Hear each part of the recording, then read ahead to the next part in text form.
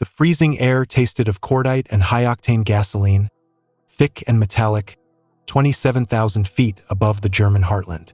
It was October 14, 1943, a day that would forever be known in the annals of the 8th Air Force simply as Black Thursday. We are not talking about a raid, we are talking about a blood sacrifice. The target was Schweinfurt, home to the ball-bearing factories crucial for every German tank, truck, and fighter plane. Without those bearings, the entire Wehrmacht ground to a halt. The Americans knew the stakes and the Germans knew the defense. As 291 B-17 flying fortresses pressed deep into the Reich, the sky erupted in a frenzy unlike anything seen before. Wave after wave of Messerschmitts and Focke-Wulfs, some carrying rockets, others firing 20mm cannons designed to shatter aluminum, tore into the bomber stream. There was no escort. The P-47 Thunderbolts had reached their maximum range hours ago, forced to turn back over enemy territory, leaving the four-engine giants naked and alone in the enemy's inner sanctum. The promise of the B-17, that the tightly packed formation of bristling machine guns could provide mutual defense, was disintegrating under the fury of the Luftwaffe. Pilots watched helplessly as sister ships, often flying only yards away, exploded into fireballs or spiraled downward, trailing long plumes of black smoke, carrying 10 young men to their fate. The radio chatter, usually a crisp, technical exchange of altitude and heading, dissolved into screams and urgent calls for medics. Yet, amidst this carnage, the mission continued. The survivors pushed forward, knowing that turning back meant the sacrifice already made was worthless. When the remnants of the mighty strike force limped back across the English Channel, 60 B-17s were missing, utterly destroyed, and 17 more were written off upon landing. Over 600 highly trained men were killed or captured in a single afternoon. The losses were staggering, devastating. Hitler and Göring, watching the reports pile up, celebrated the apparent crippling of the American bombing effort. They believed they had won the tactical battle and driven the Americans back to the safety of night bombing, just like the British. But that very night, deep within the Allied planning rooms, a different realization dawned. The policy of daylight precision bombing was right, but the execution was critically flawed. The losses were indeed unbearable, but the sheer will to return, the stubborn industrial capacity to replace those 60 destroyed aircraft and 600 lost men within weeks, that was the silent dread dawning in the minds of the German High Command. They realized the American commitment was not just tactical. It was absolute. They could not win a war of attrition against an enemy whose population centers were untouched, and whose factories could churn out more aircraft than the Reich could shoot down. This terrible, relentless supply chain, fueled by an almost limitless wellspring of material and men, was the true secret weapon, and its symbol was the steadfast, albeit bloody, return of the B-17 to the German skies, morning after morning. The strategic doctrine that propelled the B-17s into the German heartland was rooted in a distinct American philosophy, one that sharply contrasted with the path chosen by the Royal Air Force. The RAF, having suffered devastating losses during initial daylight attempts in 1940, transitioned almost entirely to nocturnal operations, engaging in area bombing. Their goal was to demoralize the German population and destroy infrastructure across large metropolitan areas, relying on instruments and the cover of darkness. The Americans, however, harbored a deep conviction that true military victory lay not in terrorizing cities, but in surgically severing the enemy's vital industrial organs. This required hitting small, precise targets, factories, oil refineries, synthetic rubber plants, and, crucially, the ball-bearing hubs like Schweinfurt. This demand for precision could only be achieved in daylight, flying at extremely high altitudes where flak was thinner and visibility was high. Thus, the B-17 Flying Fortress became the chosen instrument. Its name was not merely marketing. It was a statement of strategic intent. It carried 10 to 12 heavy-caliber .50 machine guns, promising a defensive umbrella unmatched by earlier bombers. The theory was beautifully simple. Massive formations of B-17s, flying in the tight, staggered combat box formation, would create a torrent of crisscrossing defensive fire so dense that no German fighter could penetrate it without being shredded. Initial raids, short ones over France, seemed to validate this theory. The crews felt invincible, gazing down at the earth from their icy, pressurized perch, watching German fighters peel off rather than engage the concentrated firepower. But as the missions stretched further east, past the range of supporting fighters, the reality became brutal. The Luftwaffe adapted. They stopped trying to duel with the waist guns and began using head-on attacks, exploiting the B-17's vulnerability in the nose. They perfected the technique of coordinated attacks from above and below, breaking up the combat box and isolating individual bombers, turning the fortress into a slow-moving target. The realization hammered home after missions like Schweinfurt. The B-17 was magnificent, capable of absorbing damage that would ground any other bomber, but it was not self-sufficient. Daylight precision bombing was still the correct strategy, but it was unsustainable without a massive tactical shift. Yet, the commitment to this grueling, dangerous daylight schedule never wavered. General Curtis LeMay, who commanded the 3rd Air Division, famously demanded strict adherence to formation flying, believing that even heavy losses were acceptable if the doctrine of precision remained intact. The core strategic objective remained: force the Luftwaffe into battle and destroy the enemy's ability to wage war not just by bombing their factories, but by winning total air superiority over them. This uncompromising approach, absorbing casualties in the short term for overwhelming dominance in the long term, solidified the American air doctrine as fundamentally different and ultimately successful. To understand the real secret weapon, one must look not to the skies over Europe, but to the sprawling, seemingly endless concrete plains of the American Midwest.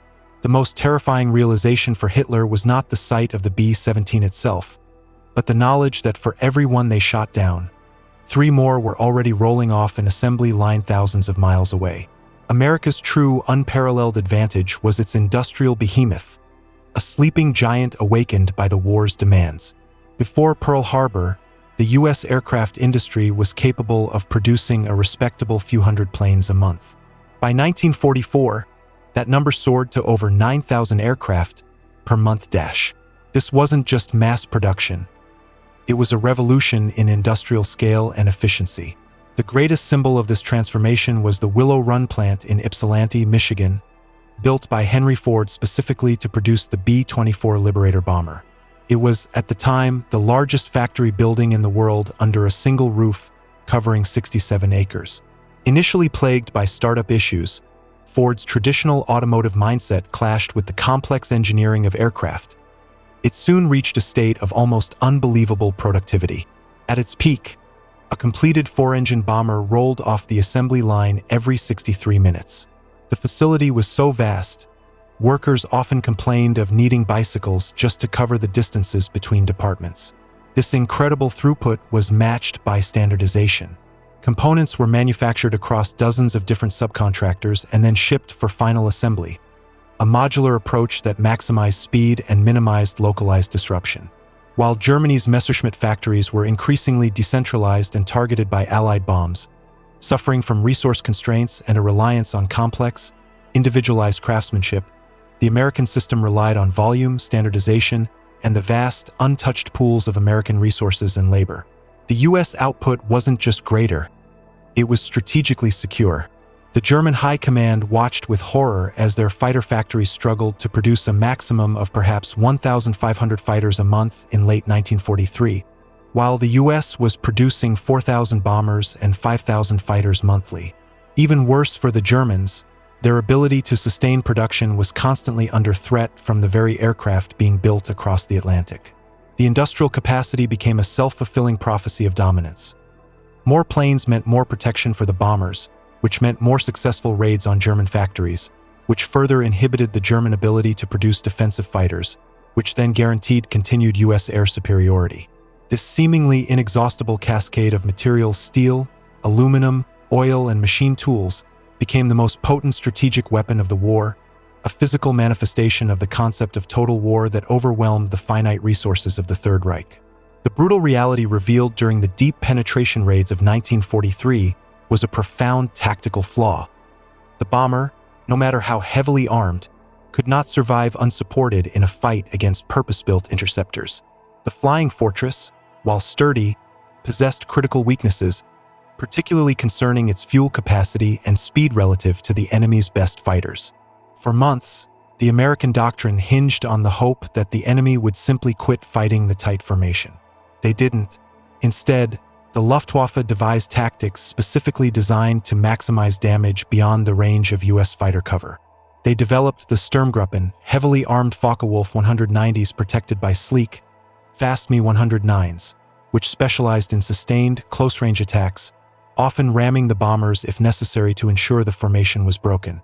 The psychological and physical toll on the American crews was immense. Men faced not just the terror of the flak and the sight of German cannon fire ripping through their aircraft, but the dread of reaching that invisible point, often near the German border, where the P-47s would peel off and turn west, leaving them in the Big Empty, the territory where the Luftwaffe reigned supreme. Missions into Austria, Poland, or the eastern reaches of the Reich were simply deemed suicide.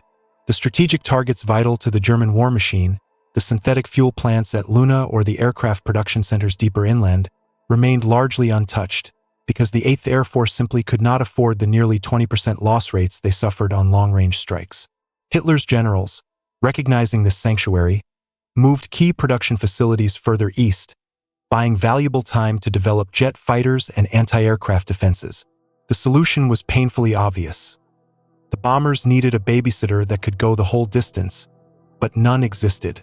The P-47 Thunderbolt, a magnificent brawler, was thirsty and heavy, lacking the internal fuel capacity for the required range. The U.S. needed a fighter that combined speed, high-altitude performance, and, most importantly, the ability to remain operational for up to 8 hours, flying from England to the target and back again.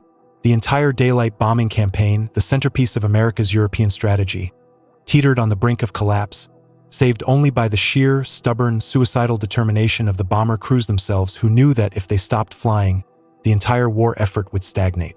The solution, ironically, was already in service, flying short-range reconnaissance and ground support missions, unrecognized for its true potential until a critical modification turned it into the most feared propeller-driven aircraft of the entire conflict. That critical modification, a fusion of British engineering and American manufacturing genius, centered around the sleek, low-drag airframe of the P-51 Mustang. Initially designed by North American Aviation for the British, the early models were equipped with an Allison engine that performed well at low altitudes but choked above 15,000 feet, precisely where the B-17s did their deadly work. The British, desperate for a high-altitude solution, experimented by coupling the American P-51 airframe with the British Rolls-Royce Merlin engine, the same power plant that turned the Spitfire into a legend. The result was instantaneous transformation. The P-51D Mustang, born from this transatlantic marriage, was not just fast. It was poetry in motion. It possessed an unprecedented combination of speed, high-altitude performance, maneuverability, and, crucially, range. By utilizing droppable external fuel tanks, the Mustang could fly from England, shepherd the bombers all the way to Berlin, engage the enemy, and return home with fuel to spare. This was the moment the tide truly turned in the air war. The P-51 didn't just escort the bombers. It fundamentally redefined air combat. When it entered widespread service in early 1944, the Big Empty instantly vanished. Now, deep inside the Reich, the German pilots faced swarms of agile, deadly fighters that matched or exceeded their own capabilities. The psychological effect on the Luftwaffe was devastating. Before the P-51, the German fighter pilots knew they only had to endure the B-17's defensive fire for a short period until they reached the limit of American escort range. Now, the battle started upon crossing the coast and didn't end until they landed. The 8th Air Force fighter pilots, led by aggressive commanders like Colonel Hub Zemke, were given a new, revolutionary mandate: forget close escort. Their mission was now to hunt. They were told to fly ahead of the bombers, seek out German fighter assembly fields, ambush climbing enemy formations, and engage them wherever they were found, forcing the Luftwaffe to fight on American terms, high in the sky. This strategic shift from defense to offense turned the P-51 into the instrument of the Luftwaffe's annihilation. It was no longer about protecting the bomber from harm, but about destroying the harm itself, eliminating the threat at its source. The Mustang was the perfect machine for this grim task, capable of running down any enemy aircraft and sustaining battle at altitudes few others could handle efficiently. It completely flipped the tactical script, forcing the German defenders to face annihilation just to reach their primary target. This raises a profound question about the nature of warfare. The P-51 fundamentally changed the nature of aerial warfare by removing the sanctuary the enemy once enjoyed. If you were a pilot in the Luftwaffe facing this new reality, knowing that every flight could be your last due to overwhelming enemy strength, what emotion do you think would dominate your cockpit? Fear, resignation, or perhaps furious defiance? Share your thoughts below on the psychology of fighting a losing battle against superior technology, because understanding that psychological breakdown is key to grasping the collapse of the German air defense. The transition from defensive escort to offensive hunter-killer proved devastatingly effective, ushering in a new and final phase of the air war over Europe. When P-51 groups were fully deployed and authorized to roam, they implemented what became known as the free hunt strategy. This meant that instead of maintaining a rigid formation tethered to the slow speed of the bomber stream, the Mustangs flew high above, aggressively seeking out the enemy before they could even mass for an attack. The targets were no longer just the immediate German interceptors. They were the airfields, the fueling depots, and the training centers. American fighter pilots, now equipped with the range and speed to penetrate the deepest corners of the Reich, suddenly had the tactical advantage of surprise. Luftwaffe pilots, who might have safely climbed to altitude and waited for the bomber formation to reach them, now found themselves bounced by Mustangs dropping from the sun, often miles away from the main battle. This constant harassment achieved two critical objectives. First, it forced the German fighter commanders to commit their limited and precious assets prematurely, often running them out of fuel or ammunition before they could reach the B-17s. Second, and more importantly, it began the systematic destruction of the German pilot pool. The losses incurred by the Luftwaffe in the 6 months following the full deployment of the P-51 were catastrophic and irreparable. They weren't just losing aircraft. They were losing the experienced, irreplaceable veteran pilots, the men with hundreds of combat missions who formed the backbone of the defense. The American pilot attrition rate, while still high, was dwarfed by the continuous influx of fresh, well-trained pilots from stateside training bases, thanks to the vast industrial pipeline. For the Germans, once a veteran pilot was killed, he was replaced by a trainee with perhaps only 50 hours in the cockpit, a man quickly designated as fuel for the American fire. The difference between a veteran American pilot flying a P-51 and a green German trainee flying an Me-109 was a foregone conclusion. The skies, once contested, were now dominated. Hitler's fear wasn't merely the bombs falling on Berlin. It was the chilling realization that the blue skies belonged entirely to the enemy, an omnipresent threat that strangled every movement, every production effort, and every defensive maneuver. The Mustang became the little friend to the bomber crews, a welcome sight promising survival, but to the Luftwaffe, it was the ubiquitous aluminum ghost, the harbinger of total aerial defeat. The culmination of this devastating strategic shift occurred during Big Week in February 1944. Officially dubbed Operation Argument, this was the ultimate expression of the P-51 enabled daylight doctrine. The primary objective was no longer merely to strike industrial targets, but specifically to lure the German fighter force into a decisive, prolonged battle where overwhelming American numbers could crush them once and for all. Over 7 continuous days, the 8th and 15th Air Forces launched massive, coordinated strikes against every major German aircraft manufacturing, assembly, and maintenance facility. Targets included aircraft component factories in Leipzig, Regensburg, Brunswick, and Schweinfurt. Again, the bombing damage was significant, reducing production of the crucial Me-109 and FW-190 by nearly 40%. But the true success lay in the ensuing air battles. The Germans were forced to commit virtually everything they had remaining in defense of their collapsing aviation industry. The skies were filled with the largest concentration of air fighting the world had ever witnessed. American bomber streams were attacked fiercely, but this time the Mustang and Thunderbolt pilots were not constrained by range.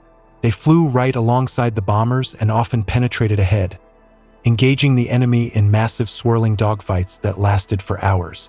The attrition rates for the Luftwaffe during Big Week were unsustainable. They lost over 500 fighters in combat and hundreds more were destroyed on the ground or in operational accidents due to the constant pressure. More critically, the experienced fighter ace losses soared. German propaganda tried desperately to hide the figures, but the reality was stark. The Luftwaffe fighter arm was functionally broken. Before Big Week, German commanders could still manage to mount hundreds of sorties against a major raid. Afterward, the numbers dwindled rapidly and alarmingly. The strategic implication was profound.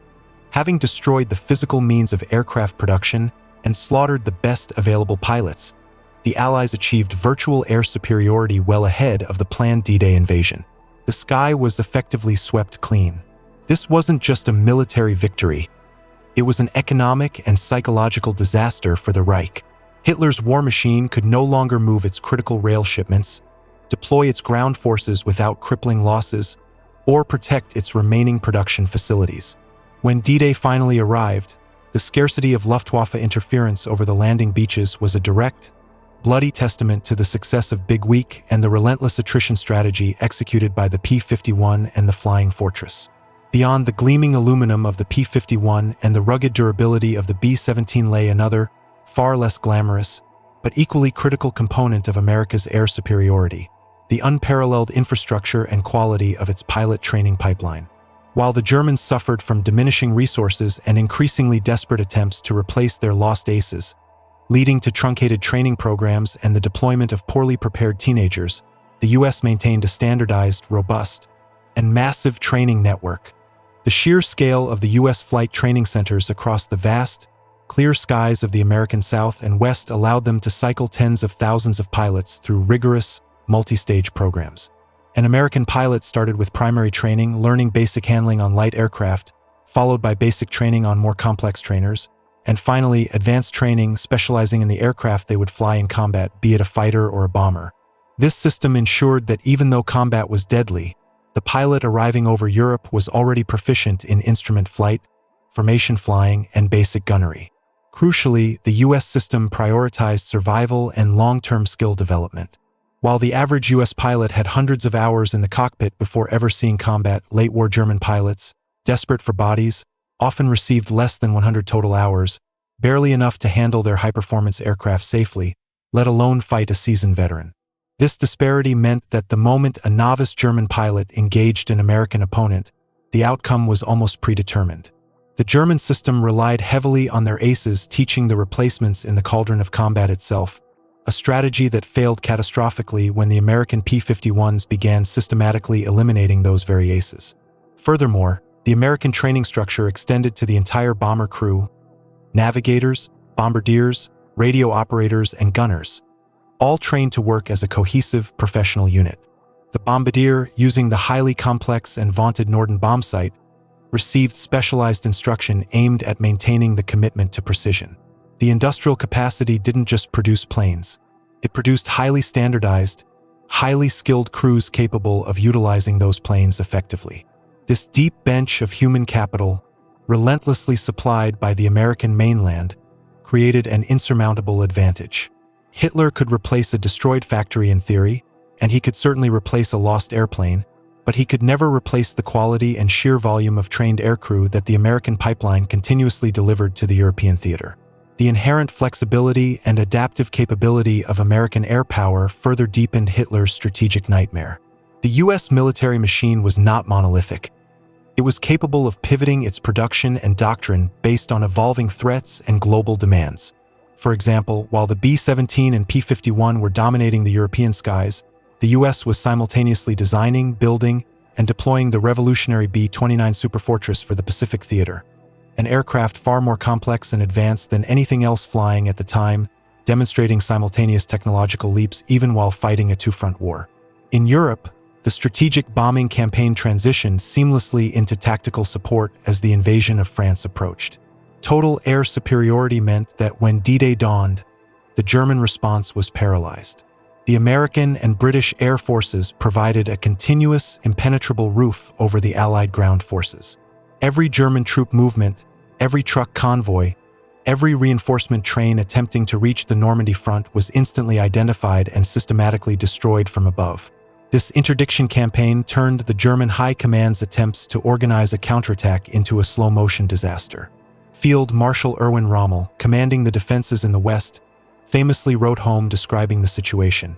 "The fighting forces and staffs must be buried in the ground and hidden in the woods, or they will be destroyed by the frightful damage done by the enemy air forces." Hitler's fear materialized as a complete loss of situational awareness and mobility on the battlefield. The Luftwaffe, having been bled white over the Reich, could offer no meaningful resistance. The strategic bombers, once aimed at factories hundreds of miles away, were now effectively acting as tactical artillery, shaping the battlefield directly beneath the clouds. This adaptive application of air power, transitioning from high-altitude precision bombing to ground attack and interdiction, proved that the secret weapon was not static. It was a dynamic, evolving system. It demonstrated America's capacity not just to build machines, but to innovate doctrine under the pressure of war, ensuring that the air superiority gained over Germany translated directly into decisive victory on the ground in France, a flexibility that the rigid Nazi command structure could never match. As 1944 drew to a close, the relentless air campaign began to show catastrophic results not just on German industry, but on the very morale of the German populace and leadership. The oil campaign, launched primarily by the American bomber fleet, proved to be perhaps the single most decisive strategic target set of the entire war. Germany relied heavily on synthetic fuel plants, having very limited access to natural crude oil. The sustained precision bombing of these facilities, protected by the ubiquitous P-51 escorts, reduced Germany's fuel production to a trickle. By late 1944, German tank divisions were often immobilized for lack of fuel, the Luftwaffe grounded, its newest jet aircraft often unable to fly training missions, let alone combat sorties, because the fuel for them simply did not exist. This systematic deprivation meant that even as Germany produced excellent new weapons, like the Me-262 jet fighter or the massive King Tiger tank, they lacked the mobility and operational capacity to utilize them effectively. The power of the American industrial Leviathan had strangled the enemy by hitting the very source of its energy. The American bomber crewmen, flying through increasingly sparse flak and encountering fewer enemy fighters, were the relentless executors of this strategy. They continued to fly their missions, often deep into Eastern Europe, maintaining the pressure even as the ground war seemed to be nearing its end. This sustained, unrelenting pressure ensured that the German recovery was always temporary and always localized. When the Luftwaffe desperately attempted a final, massive counterstrike on New Year's Day 1945, Operation Bodenplatte, they achieved tactical surprise but lost hundreds of irreplaceable aircraft and pilots. Crucially, the Allied air forces replaced their losses within days. The Luftwaffe could not. This final, futile gesture confirmed that the strategic air war had been won long ago. Hitler was reduced to relying on V-weapons and desperate ground maneuvers, constantly looking skyward, knowing that every move his army made was monitored and potentially destroyed by the aluminum umbrella of the Allied air forces. The sky was the ultimate battlefield, and America had won it decisively, turning their industrial might into a tactical hammer that crushed every aspect of the German war machine.